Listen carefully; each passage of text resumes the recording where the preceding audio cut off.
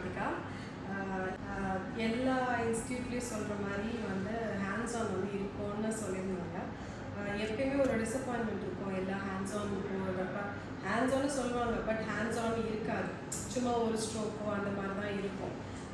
But Asha நான் நினச்சி கூட பார்க்கல இந்த அளவுக்கு ஒரு தெளிவான ஹேண்ட்ஸ் ஆன் இருக்கும்னு சொல்லிட்டு.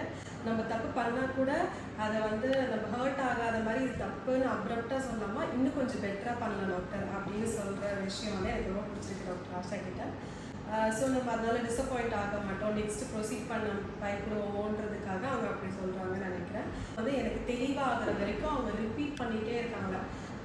எனக்கு ஒரு இன்ஜெக்ஷன் டெக்னிக் தெரியல, தப்பு பண்ணிட்டேன் அப்படின்ட்டா திரும்ப அது ரிப்பீட் பண்ணி எனக்கு கரெக்டாக அந்த ஹேண்ட்ஸ் ஆன் வர வரைக்கும் அவங்க வெயிட் பண்ணுறாங்க. ஐம் ஷுர் எந்த ஒரு ஹேண்ட்ஸ் ஆன் இன்ஸ்டிடியூஷன்லேயும் இந்த மாதிரி ஒரு ஹேண்ட்ஸ் ஆன் கண்டிப்பாக